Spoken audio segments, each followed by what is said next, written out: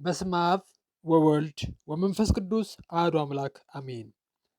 ሰላም ጤና ይስጥልን ውድ ኦርቶዶክሳውያን እንዴት ሰነበታችሁ? እንደምን አላችሁ?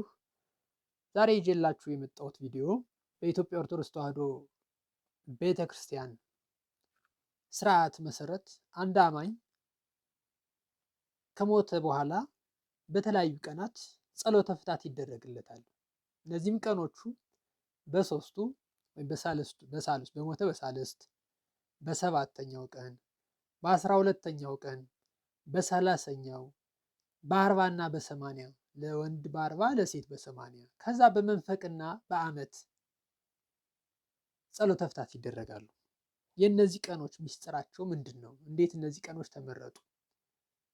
የሚለውን ምስጢር እናያለን። አብራችሁን ቆዩ። በመጀመሪያው ቀን እንግዲህ የምናገኘው የሶስተኛው ቀን መታሰቢያ ነው። ይህ ቀን ትልቅ መንፈሳዊ ትርጉም አለው። ጌታችንና መድኃኒታችን ኢየሱስ ክርስቶስ በመቃብር 3 መዓልትና 3 ሌሊት ቆይቶ በሶስተኛው ቀን ከሙታን ተለይቶ የመነሳቱ ምሳሌ ነው። በቤተ ክርስቲያናችን ትምህርት ነፍስ ከስጋ ከተለየች በኋላ በሶስተኛው ቀን ፍትሐት ይደረጋላታል፣ መታሰቢያ ይደረግላታል። ይህም የ3 ቀን ፍትሐት ይባላል። ቤተሰብም በዚህ ቀን ለሟች ነፍስ እረፍትን እየለመነ መባ የሚያቀርብበት፣ ተስፋ የሚያደርግበት፣ የሞተው ዘመዱ ወገኑ በክርስቶስ ምሕረት እንዲያገኝ ተስፋ የሚያደርግበት እና የሚለምንበት ቀን ነው። ከዚህ ቀጥሎ በሰባተኛው ቀን የሚቀርብ መታሰቢያ አለ። መጀመሪያ ቁጥር 7 ወይ ደግሞ 7 ቁጥር በቅዱሳት መጽሐፍ ውስጥ የፍጹምነትና የእረፍት ምሳሌ ነው። እግዚአብሔር ፍጥረታትን ሁሉ በ6 ቀናት ፈጥሮ በሰባተኛው ቀን ከስራው ሁሉ እንዳረፈ ለሟችም ነፍስ የዘላለም እረፍት በመለመን ይህ መታሰቢያ ይደረግለታል። በተጨማሪም በብሉይ ኪዳን ታሪክ አባታችን ዮሴፍ ለሞተው አባቱ ለያዕቆብ ለ7 ቀናት ያህል የሐዘን መታሰቢያ ማድረጉን መጽሐፍ ቅዱስ ይነግረናል። ዘፍጥረት ምዕራፍ 50 ቁጥር 10 ላይ ይመልከቱ። ይህን መጽሐፍ ቅዱሳዊ ታሪክ በመከተል አባቶቻችን ስርዓት ሰርተው እኛም አንድ ሰው ካረፈ በኋላ በሰባተኛው ቀን መታሰቢያ ይደረግለታል። በሶስተኛ ደረጃ የምናገኘው የ12ኛውን ቀን መታሰቢያ ነው። እንግዲህ ይሄ የ12ኛው ቀን ምሳሌነቱ ደግሞ 12ቱ ሐዋርያት ጌታችን ኢየሱስ ክርስቶስ ሲነሳ የትንሣኤው ምስክሮች ናቸው። ታዲያ በዚህ ቀን ቤተ ክርስቲያን ለሟች ነፍስ የምስክርነት የምልጃና የልመና ጸሎት ታደርጋለች ማለት ነው። መልአከ ምክሩ ለሰው ልጅ ምሕረት የሚለምነው እሱንም የሚያነሱ እንደ ምሳሌነት የሚያነሱ አሉ። በዋናነት እነዚህ የቀኖቹ ምስጢር ተዘርዝሮ የሚገኘው ፍትሐ ነገሥት አንቀጽ 22 ላይ እና መጽሐፈ ግንዘት ላይ በሰፊው ተዘርዝሮ ይገኛል።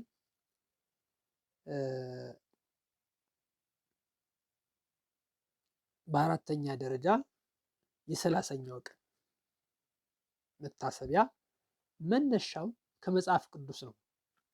እስራኤላውያን ታላቁ ነቢይና መሪያቸው ሙሴ በሞተ ጊዜ በታላቅ ሐዘን ለ30 ቀናት አልቅሰውለታል። ዘዳግም ምዕራፍ 34 ቁጥር 8ን ይመልከቱ። ይህ ቀን የሐዘን ማብቂያ፣ ለነፍስ ምሕረት፣ ለቤተሰብ ደግሞ መጽናናትን የሚለመንበት ልዩ ዕለት ነው። በዚህ በተለያዩ በቀኖቹ ሟቹ ገንዘብ ካለው ገንዘቡ ለነዳያን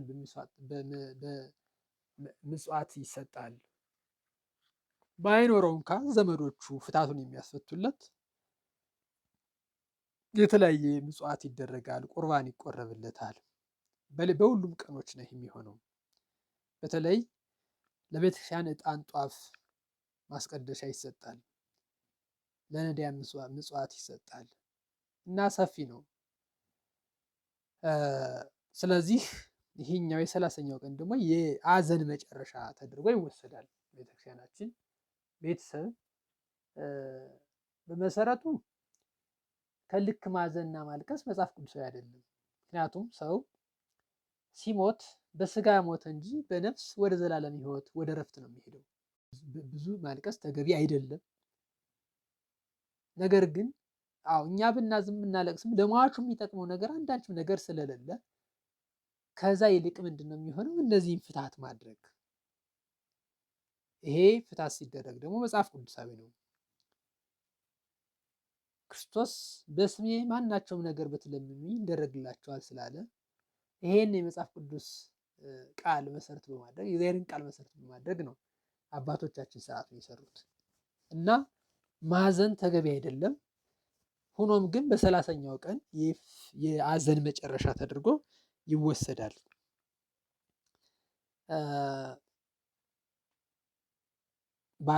አራተኛ ሆነ ይሄ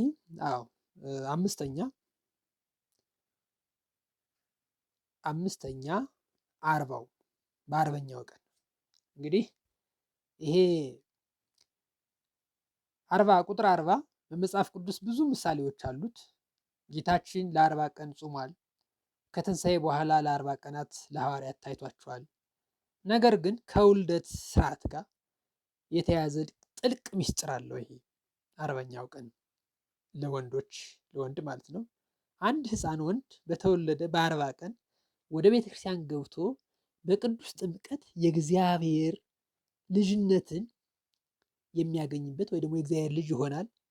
በተመሳሳይ ሁኔታ አንድ አማኝ ሲሞት በ40ኛው ቀን በጸሎት በቁርባንና በመባ ታስቦ ነፍሱ ከምድራዊ ትግል አርፋ ወደ መንግስተ ሰማያት ትገባ ዘንድ ይለመንላታል።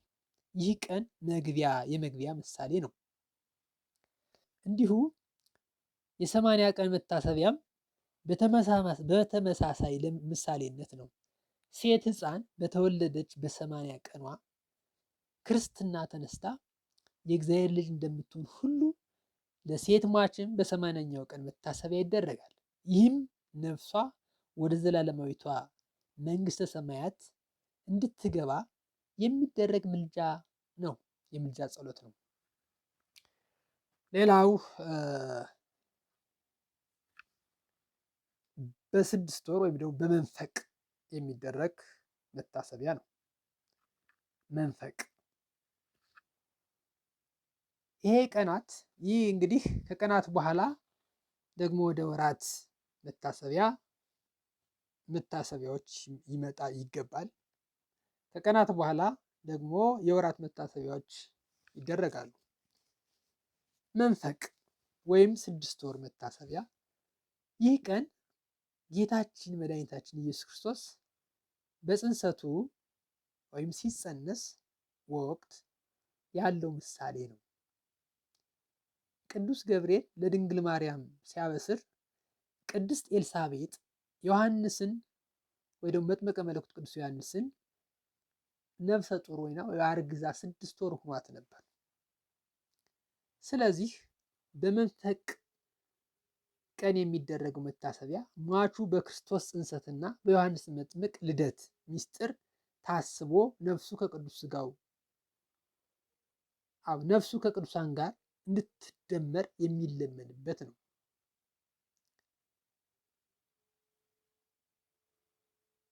ሌላኛው እና የመጨረሻው ዓመት ወይ ደግሞ ዓመታት ስሙ ዓመታት ነው። ዓመታት የሚባለው ለምንድን ነው? ለብዙ ዓመታት ስለሚታሰብ ነው።